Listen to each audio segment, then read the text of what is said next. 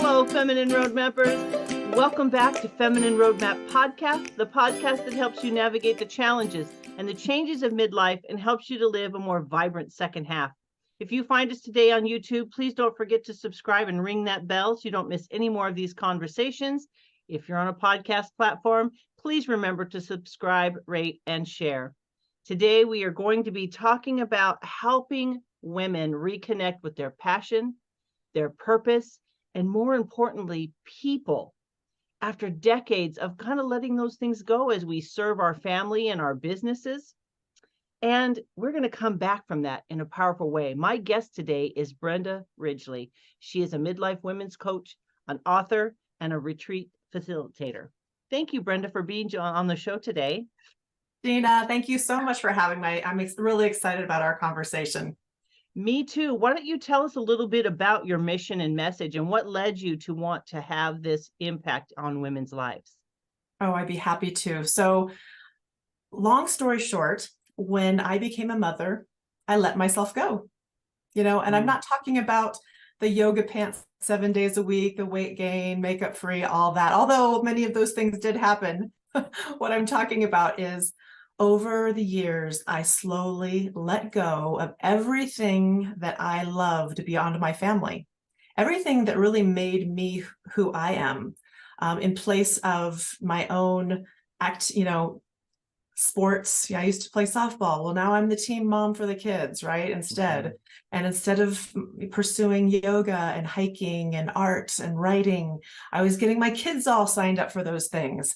And instead of having lunch dates and evenings with my girlfriends, I was scheduling play dates, and there's only so much time. So over decades of this happening, at the end of this, I mean, there's no end to motherhood, hopefully. But as my kids were transitioning and kind of launching into their nexts, I had a panic attack thinking, who am I anymore without my role as mother? I didn't know.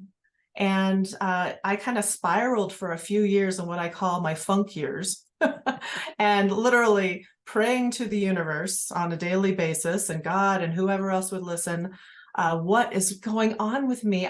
Looking in from the outside, it looked like I had this picture perfect life. I have a beautiful home and a wonderful husband and kids who are happy and healthy and a couple snuggle pups.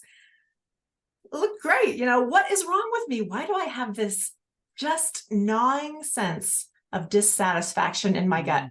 Why didn't I want to get out of bed in the morning anymore? And what I discovered after much, I finally just started researching and reading and doing all kinds of stuff. And I was shocked at what the answer was. And the answer was that I was lonely. Gina, even though I was surrounded by people 24/7 with a full to-do list and all kinds of activities, I wasn't putting myself out there in a way to be seen and known on a deeper level to my, to friends. Beyond my family, no one knew me anymore. They didn't know what the struggles I had was. Everything I put out on Facebook and all those social media sites are all positive things, right? Wonderful new cars and vacations and all this, but nobody posts the muck and the stresses in their life that much. And that's when I decided I have got to change this, and I've got to know where I fit in again. I need my tribe.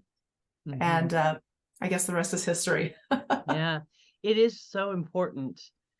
It's a shift for us to prioritize ourselves in that way. Yeah. Because there are, to your point, always so many things to do. Yeah. And then you try to get two women who have those to-do lists to get together just for a cup of coffee. And I know how interesting it is to try to get two calendars in midlife to connect. It has been a unique challenge. You are exactly right. Yes. And because, what one thing that's wonderful about our friendships also is that they don't demand anything from us. Everybody else in our life who loves us very much, they also frequently need something from us. Yes. Right? Yes. And our girlfriends don't require that, and they understand our busy lives. And so that's why they're easily neglected. Well, and they too are often in a similar situation to us. But when the to-do list is so there, right? Calling your name. And like this might not apply to everyone's relationships, but like I do not have grandchildren. Mhm. But my friends who do, that adds the next level of they're kind of back into being moms to some degree with their grandchildren. So I think it's an interesting season of life because we all need that connection and that friendship. I feel it. I really do. And I think as our bodies change and our emotions change and our bodies change and the expectations of us change to some degree, there's a bit of a puzzle, I find, in creating those reconnections again. It has been a real intentional journey to make it happen. Do you Right. find that that's true? Well, that's an excellent word. Absolutely. It does require first a decision and then intention to make this happen, because it won't happen organically. It's not like when we were kids and we were plopped into friendship breeding grounds for hours at a time, right? Yeah. We have to make a decision and a commitment. And, you know, in this day and age with a social, with a virtual option for everything, it is really hard to get that face time, and you have to go after it and with that decision and action. Mm. I wonder how much that virtual, we always talk about it impacting children, right? We talk about it impacting young people, but I think on some level, it's got to be impacting our generation as well. Oh, absolutely. I think in a way more so. I mean, the kids, it's become their norm. Okay. So it's definitely impacting them, but they don't really get it or see it maybe as much as we do, who have had this life of social connection, you know, significant social connection in the past, and now we have this absence of it. And, you know, we were literally told to distance socially and to separate ourselves and don't, you know, connect for years. And we're paying the price for that right now. And, you know, midlife women in particular, again, after we've given all of our energy and go all in like we do with everything we do and we care about, to our own expense, you know, it's time for us to make those connections again. And our friendships are really our mirrors. They show us who we are, you know, and again, how we fit in. And we're all kind of going through this together, but we feel alone. And that's just really not necessary. Mm. You know, it's so easy to get in your own head too, isn't it? Like if you don't have someone else who can give you a different perspective, I think it can be very difficult emotionally for us to lose sight of reality, because it is our reality if all we do is talk to ourselves all the time, right? And It I think is. having another voice outside of your head is probably a fairly healthy thing to have. Yeah, sounding board just for what's going on. Hey, am I on the right track here? Am I feeling this way? And have someone just say, oh, I feel that too. And, you know, your butt doesn't look big in those jeans, whatever, whatever it might be. Just having a sounding board is an incredible, you know, opportunity to just connect and grow. Yeah, you had also talked about just reconnecting with our passion and our purpose. Let's talk a little bit about that as well. What it looks like to learn to reprioritize yourself and your, you know, your free time, because Yeah, now there is some, I wouldn't say that we have a ton of it. right. So I would really like to hear more about your perspective on reconnecting with passion and purpose, because this season of our lives, a lot of women are at this crossroads. They feel this really strong pull toward what's next. What do I want to do? And focusing on themselves for some people feels very foreign. For other people, it feels like the next step. So let's talk a little bit about that. Oh, absolutely. It's so important. So in my book, Lady in the Tribe, How to Create Empowering Friendship Circles, I talk about, you know, how important it's all about building a tribe of support for yourself. But really, the beginning of the process is working on the leader of your tribe, which is you. We are all the leaders of our own tribe. And we first have to work on ourselves to kind of figure out, get ourselves to a point where we will attract the right kinds of women into our tribe. And a great way to do that is, first the thing I suggest to my clients is, we've got to explore your interests. We have to, what did you love to do when you were a kid or a young adult? What were the things that you spent your time on before you found a mate or a partner, before you had kids? What were the things that you loved to do? And maybe it's time for us to find opportunities to tap back into those things. Or maybe there's some things. I've talked to a lot of women who kind of just went immediately from high school into marriage and kids and all that, and never really even got to explore stuff. What things interested you, but you never got to explore them? What kinds of things? Let's tap into that and find an opportunity through a meetup or a rec center or a group of some sorts to show up, join or whatever, show up a few times and start diving into that interest, because you're going to love it already, because you already have an interest in it, and you're going to meet some other people who also love it. Yeah. So again, that can be a great place to meet some new women that have common interests, and you have something to talk about right off the bat, right? Because you have that common interest. And I always say, you have to, when you find a new group, it's kind of, people are nervous at first, getting out there, getting off the couch, right? In their comfort zone, even if it's something they are excited about learning or doing again. Commit to yourself that you're going to show up at least 3 times, because the first time is going to be awkward. The second time is going to go, okay, that's a little better. And maybe I see someone that was there last time. And by the third time, you are there, you belong there. And that's, the conversations are going to come so much easier. And you just, start with a super open-ended question. Say, hi, my name is Gina. And I love this. Tell me, why are you here? What do you love about this? And let them talk. Yeah. Right. Yeah. Because being a great listener is a wonderful friendship skill. So exploring the interests is a huge part of, cultivating the leader of your tribe. And another thing is kind of really taking some time for introspection to discover your why.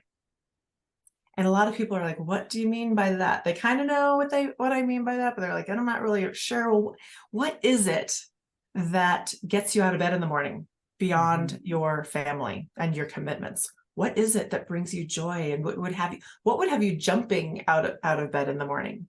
And most of the time when I'm working with clients, this is a process that can take an hour or it can take weeks because we have been fed information and told what we want and what we think, even for decades now, to the point where we don't even know what it is anymore. Yeah. So we have to start peeling back that onion layer by layer to get down to the core of who we are and what drives us and what we live for and what we would die for. What is it? And from that point, when we get to that point, and I have them write out their why, and they get the goosebumps, and they go, this is it. This is my why. And when you start living in that space and pursuing your why, you've become a magnet for other people that are also, appreciate those things, want to do those things. And energetically, you are a bright light now again, because you are charged up from the inside. So those are the first couple things that I found. There were about 10 steps to kind of getting back on track, but those are for the first couple that we work on together. Yeah. We're out of the habit sometimes.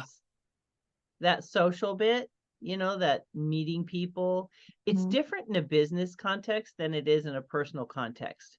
Because when you meet, like networking, you have this third element, the business, the focus Definitely is outside of you and that person. You're both talking about this other thing. And I think that shift to facing someone and being vulnerable and being like, I wonder if this person could be someone that I could enjoy. I find that I've connected with some of my podcast guests like off the podcast, and it's just been for a season, but it was something that I wanted to bring up as you were talking is sometimes it may not be that forever friend, but you can have a 6-month connection or Yeah, a 1-year connection, and it serves a purpose and it absolutely. still has value. And I think our our factory setting is we're going to be friends for life, right? When you meet someone that you connect with and you R- like. So I Right. really think that shifting to that vulnerability and understanding that in these seasons of life, one, we've changed, right? Mhm. And we're meeting people that we don't know. So there's so many things in flux. We're figuring out that maybe we do have a connection with someone, but maybe that connection is short term, and that's okay. At least for me, this midlife journey of building connection has been a bit more it's been a bit more flexible because like you said, as children we're put in it, and then you go to school with these Right. people sometimes 6 years, sometimes 12 Yep. years. And so, you know this is us creating our own playground. This is us creating our own group of people. So I think there's a Yeah. shift that's helpful. At least I've noticed that sometimes the connection is just for a season. Yeah, absolutely. You're spot on. And there's going to be people that you have a friendship around a certain topic or a certain Yeah. thing, but not everybody's going to make your tribe, and that's okay. This is not a quantity type of situation. It's quality. I firmly believe and teach that everyone should have 2 to 5 besties. And these are women or men in some situations that actually help us grow in different areas of our life that we have an interest, because, and I've talked to a lot of women who say, my partner is my best friend and everything, and we do everything. And I think that's beautiful and wonderful, but that's a lot of pressure for one person to meet all of your needs. My spouse doesn't particularly care that much about yoga or hiking, or certainly not camping. But so I can find a tribe mate that really loves that. And I can give my husband a break and he can go do his thing sometime. And I can go sit around a campfire with a girlfriend and drink a glass of wine. And fill myself up and keep growing in that way rather than just letting it go, which is what happened for years. Since he didn't like it, I didn't do it for 10 years, and that's just one example of just finding an area. Maybe we need a wise mentor, someone who's just a few years ahead of us that can give us advice. Maybe we need an exercise buddy, maybe we need someone that just, appreciates us, a fangirl, someone that's always cheering us on, so these are the different, I have my clients kind of design who they're looking for before we go find them. And so what do you love to do? And what would this person look like? And we kind of nail it down. We kind of really describe them in depth. And then we let the universe kind of start to do its work. There's brain science behind that, because once we tell our brains what we're looking for, our brain actually looks for it. It's like putting antennas on our intention, right? It's like, I'm going to intend to do this, and now I'm going to see it because I'm looking for it. Right. And I think, do you find that sometimes people stumble along the way, even because maybe what we think we want and what we actually want might sometimes be a little bit different? Yes, absolutely. Because we've grown up even as a child with expectations of what we should be or who we should become or what we should do. And there's our points where you're like, is that me, or is that this programming that I've had? And that's when we do need to kind of get back to, if we haven't really dug down to the goosebump phase of the why exercise, let's revisit that, because I don't know, this one doesn't feel, is not, you're not lighting you up like I would expect. Right.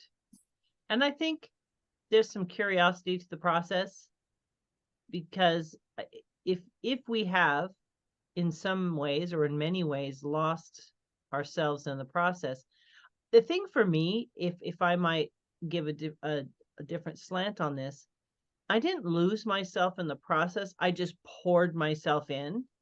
I did maintain a lot of the things I like to do, but my priorities were everyone else, my husband, my children, Right. And so I think that for some women, it might not be a complete loss of self as much as it is a shift in prioritizing, because for Yes. me, I didn't get lost in the process, but I identified so strongly with certain parts of what I did that I was sad and I grieved it when it was gone. Right. Right. But I had held on to things that I was interested in, but then now it has to be like, okay, Yeah. to do it. Do you know what I mean? Like a shift in your mind that it's okay to do those things. Right. Yeah. We got to let go of the mom guilt or whatever guilt it is that has been holding on to us. And you're right. There's going to be a whole spectrum of where one might fit. Some completely lost, not Yeah. don't even remember what they used to love to do, to the point where, to the others that like, hey, I did a good job. I kept in touch with a few my few besties. I would connect on at least monthly, these kinds of things. And you're going to be anywhere in there, but there is definitely work that we can do to self-actualize, get to become our most supported best self, to launch ourselves into whatever's next for us. Because this what drives me crazy, Gina. When you're a kid, you kind of had a bunch of checks ahead. You wanted to graduate high school, you wanted to graduate college, you wanted or whatever, get a good job, maybe find a partner, get married, whatever, buy a house, have kids. Yay, check, check, check, check, check. What after that? What do we aspire to? That's when we feel like, oh, am I done? Is this over? Should I just, now all I've got to do is wait for grandkids? And that's, no, this is our most powerful point. Oh my gosh, all we've learned and all we've done, we can harness this and get back to our solidity of like what fires us up and go after it. Make a difference, whatever that means for you. Change the world. Yes. I think it's a bit to your point, like some people are getting back on the bike to ride, and some people have never ridden the bike in the first place, right? And recognizing where does one start, Yeah. It's good to have women of different experiences and priorities like that sometimes, because sometimes I need to be checked, sometimes they need to be encouraged. Do you know what I mean? Like, I think that's one of the benefits of friendship, isn't it? Oh yeah, absolutely. A checkpoint. A lot. The women that you're describing, they get a big sense of their identity from this service, and maybe even to the point of being somewhat of a martyr for their cause of who they are, and it fills them up in a way. But it is good to remind them that hey, let's do this for fun for us, and get bring a joy in a different way. There's other ways to fill that and anyway, I love your point. Yes, inevitably you get this like, wow, this was so fun. Right? All you've done is had a cup of coffee. But yes. I think we need to be reminded as women, Brenda, that we need connection. I think men need it too, but we are so fundamentally social as creatures, as women. Yes. And it's so different to connect. Even like my podcast is a fantastic holder of that connection for me, to meet people and spend an hour with them. It's fantastic, because there's moments where you feel like you're kindred spirits, and it's so beautiful, right? It is. Yes. But it's not social media, but it's still not that long term where that you can call that person and you can connect to that person. So I think we almost have to check our outlets, right? And where do you help people kind of recognize, like, we might think we're socializing, is my point. Yeah. Right. And it is a form of socializing, but I think what you're talking about is that deep-rooted connection of safety and and Right. really knowing someone. Right. It is building a life alongside with a friend that you know what they're going through, what the muck of their life is, and they know yours. Yeah. And you walk through it together. And when you have something that brings you joy and something you're proud of and excited about, they're there to lift you up. And then when you have things that you are afraid of and you are ashamed or whatever, they're there to console you, your soft place to fall. So they really know you and you feel that knowingness. So it does require, not just, texting here and there, or whatever. There's a strategy to build those over time, because it's not something you don't want to jump into the vulnerability pool on the first day, because that gets weird. Right. And you Right. could hurt yourself in the process. You could hurt yourself in the process, and just awkward again. I love your idea of looking into like, hiking clubs, meetups, things like that. That's a great idea if someone is starting from scratch. Yeah. Because I know for us as a couple, we had friends as couples, as young marrieds from our church group. Like we went through college group together, then we were young marrieds together. And there were years where we had this really solid social circle, but then life starts to happen. Yeah. Right. Yeah. And so I think it's interesting to think about who you've become. Because I think it's easy to look out and looking for what you're looking for, but it's good to know who you are and what you need. And that's another conversation point, isn't it, for women to even know what they need sometimes? Exactly. Do you find that is a struggle for some people? Yes, because they're empty. They haven't filled that cup at all. And they have a lot of needs, but they don't recognize it because that's not who they are, not who they've become. How do you encourage women to reconnect with their own authentic sense of what would help them feel connected? What would help them feel seen, heard, encouraged? How do you help them find that space? Well, there's a lot of different strategies and activities. I might start with kind of having maybe them journal and journal what, if their life was a movie from here out, what would they want? Kind of trying to help them get that dreamer going again. Maybe having the conversation that realistically, hey, lady, you're only 50. You could easily, you're only halfway, maybe, what is it that we want to do now? And kind of spark some of those, ideas, brainstorming, no bad ideas. Let's just kind of start throwing things out there and see what sticks. So there's lots of different little exercises and tools that kind of, depending on where they are, exactly where we might start. I think journaling is incredible. It gets all of that stuff out of your head.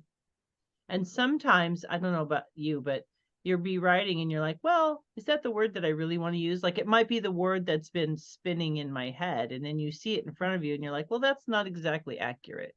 Or I've been thinking things and not being honest. I think honesty in journaling is super important. Like not worrying about someone reading your journal, being able to really hash things out. But to your point, there is a point where having that other voice, that person that you can talk to. I think different friends meet different needs too. Do you find that to be true? Absolutely. Absolutely. Yeah. I've got a high school friend that, she's just kind of like family, that if I need this sense of home, that's who I'm going to reach out to for some extra time. And maybe I've got someone that I love to go shopping with, but my home friend does not want to go shopping.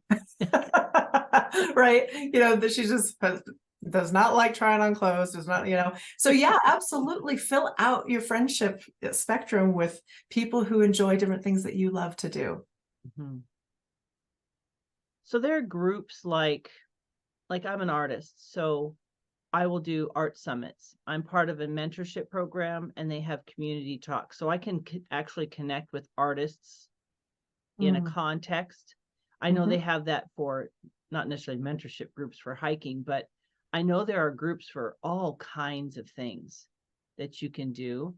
And you can like Facebook groups. I am terrible at Facebook groups. I am just going to admit that up front. There's a Facebook group for my mentorship and I'm just never in there. But I think social media could potentially be a way of finding your tribe, not staying on the social media, but finding and connecting with people. What do you think about that?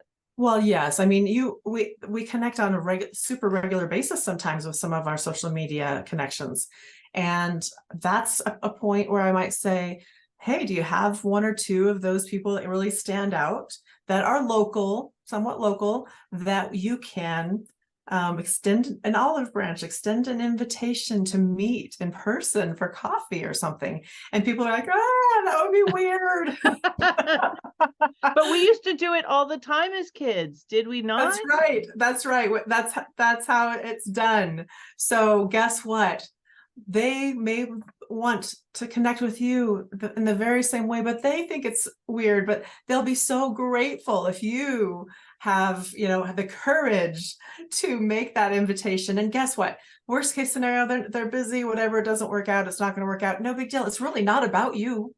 It's about them, but most of the time I think you would find success in that. And that absolutely, I would love to meet for coffee or lunch and get to know you better. That really sends a strong message that I like you. I like your vibe. I'd like to get to know you better. Your friendship material. Yeah. That would be, like I said, the people I've connected with outside of the podcast don't live anywhere near me. One of them was actually in a foreign country, so that wasn't a possibility. But I still find that by using Zoom and connecting, we did learn about each other. So I would say, if someone's far enough away, you could have Zoom coffee dates. Yep. And it does, on some level, we were able to build a good connection. We were able to build. I think in person is always the best, but right. You absolutely can build connections virtually as well. I'm just one of those that I feel like I need a hug every once in a while, and eyeball to eyeball, knee to knee. You even might grab her hand once in a while, because for moments, and that connection just kind of takes it next level. I think it does. Absolutely. Let's talk a little bit about your book. Yeah. What's the title of it, and give us a synopsis of that book? Yeah, it's called Lady in the Tribe: How to Create Empowering Friendship Circles. And it's about the woman and her journey through her roles in her life and how they often lead us to let ourselves go, and how to come back from that by building a tribe of support. And it's kind of like a blueprint of the steps to take to do that. And yes, it's the best thing I've ever done. I really love that and what it's done for me in my life. I love, my story throughout. It's my story plus the stories of other women who have had other things happen. So to bring in some other perspectives. So it's just a journey together to wholeness. We are social beings, our need for other people. It's one thing to be needed in a functional sense, right? I'm being needed by my family. I'm being needed for that role. But it's another thing to exhale when you see someone. Do you know what I'm talking about? You're like, being needed as a confidant, being needed as a shoulder to someone outside of your family. It's a totally different connection. It is. We were built to belong. And that is our nest of belonging. What do you feel are some of the best benefits of taking this journey of being vulnerable and finding this connection that you talk about? Yeah, well, you know what?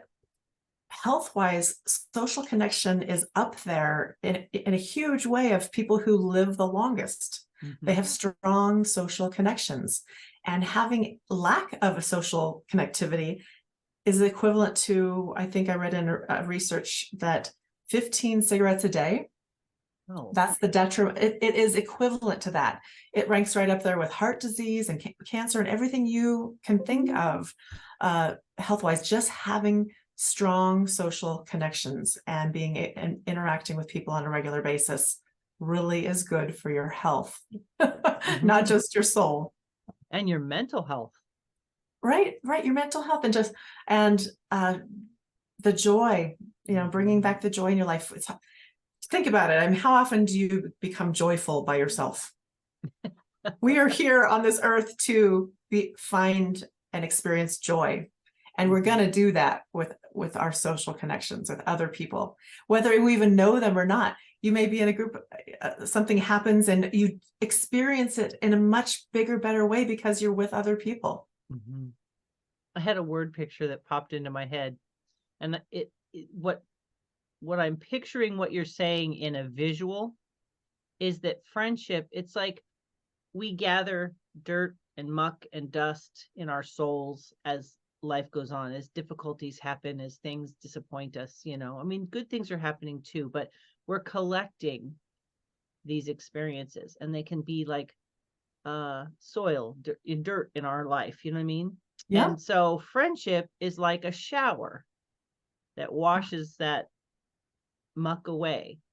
It's like you've taken a shower, because there's something about opening yourself up to another person, to being seen and heard. I know we hear these things a lot, and so the words get tired, right? Being seen and heard, because I think they've been used and abused. But in the context, Brenda, that you and I are talking about, it's that intimacy of friendship that you're talking about, that washes us clean, because we have that ability to be seen and heard and understood. They may not feel the same way we do. Right.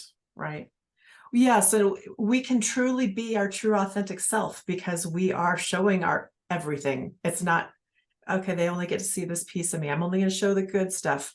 You can't, you cannot live authentically in that way. So, and that's again where the joy comes from, is being to be live in your authentic self and be appreciated for your authentic self.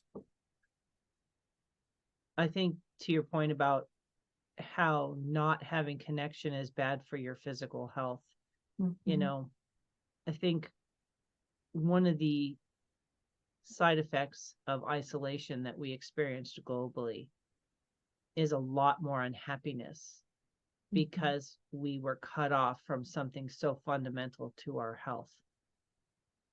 That's for sure. I mean, no question about like we can see it on a much bigger scale. It's like in life before that, it was harder to identify, but I think seeing it impact the world has really impacted the way people engage. And I think this would be one of the ways back from that, is if each person. Yeah, absolutely. It really did. It put a magnifying glass on a lot of issues and a lot of things. And a lot of great change has happened because of what we went through.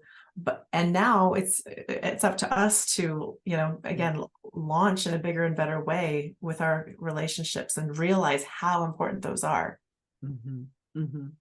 Now, if you were to kind of give people 3 strategies or anchor points as they're listening to you and they're thinking, I really need to do this, what would you say to them, Brenda?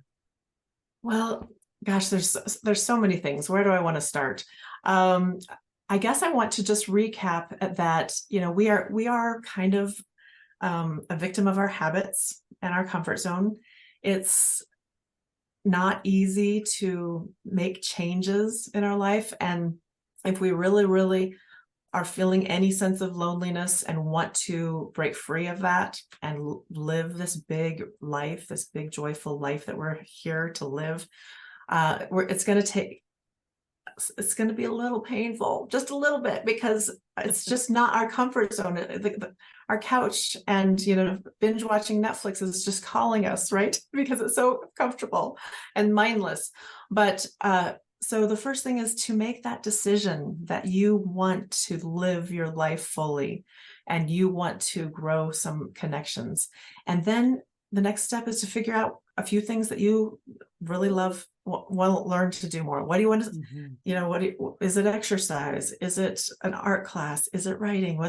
How can I, get out into the world a little bit more in a different way and express myself? Find those opportunities, then show up 2 or 3 times, at least 3, 3 times, and at least 3 times, and extend that invitation to take someone to another location. One key thing is when we go and we do things, even as moms, when we were going to, kids play groups and all sports and all that, it was, encapsulated by this activity, this one thing. Yeah. It isn't until you take that to a second location that it really becomes a friendship building tool, because you need to create that friendship and relationship beyond this thing. Because I like to call this thing is where the friendlies breed. And the friendlies are, it's a word I made up, but it is those superficial friendships. They're wonderful, fun people to hang out with, and you see them a lot, and you feel like you're really connecting and having friendship. But then when that circumstance changes, the kids move on to different schools, or that team goes away, all of a sudden the convenience isn't there anymore. So you completely lose track of those people. So you have to take it to another location and start building that relationship together. So I think that's 2 or 3 suggestions for you. That's great. How can people find you, Brenda? Yeah, so the best point is my website, brendaridgley.com, and I'll spell that out because my last name is a little funny. It's BrendaRidgley.com. And there you're going to find all kinds of events that I have going on. I've got semi-annual retreats for now. They're in Breckenridge, but we're going to be going internationally here soon. Any workshops I might be doing in person or virtual, and the latest and greatest news on upcoming books and events. Awesome. Well, Brenda, I want to thank you so much for coming on the show today and for shining your light and for sharing your passion around helping women find connection and friendship again. It's such an important topic, and it's something we long for. So thank you for shining a light on the path of how to get there. I really appreciate your time today. Oh, Gina, I appreciate you so much. The work you're doing is fabulous. A connecting point for women and all kinds of information at this point in our lives is so imperative. So thank you for the great work you're doing. Oh, it is my pleasure. It is coming into that realization that, and I say this all the time, but from 18 to 48 is 30 years. From 48 to 78 is 30 years. So if you're anywhere around 50, you have it. If your health is good and Lord willing, you could live the same number of years that you have from graduating high school to now. Yeah. There's so much life to live, and there's so many wonderful people that we could share that journey with. So I just love this conversation. Me too. Thank you so much. It's my pleasure. Today, friends, I want to remind you that if you find us on YouTube, just look down below. I'll have those links to Brenda there. So all you'll have to do is follow that trail.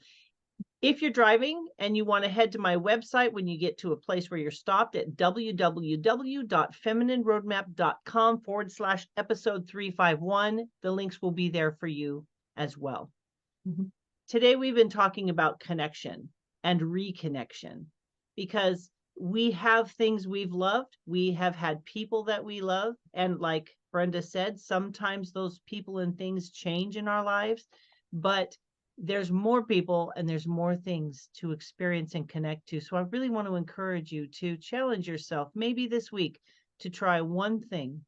Maybe get online and research some opportunities that you might be interested in putting yourself out there for. You could do some community theater. You could volunteer at a library. You could work at a soup kitchen. You could go on a hiking group. There's so many things you can do just to get yourself out there and give yourself something to do outside of the world that you've lived in, and expand yourself, because as we grow and we deepen our relationships, we do become better versions of ourselves. So friends, thank you so much for being with us today. I look forward to sharing more interesting information, fascinating people, and great strategies for you in the weeks to come. Take care, my friends. Bye-bye.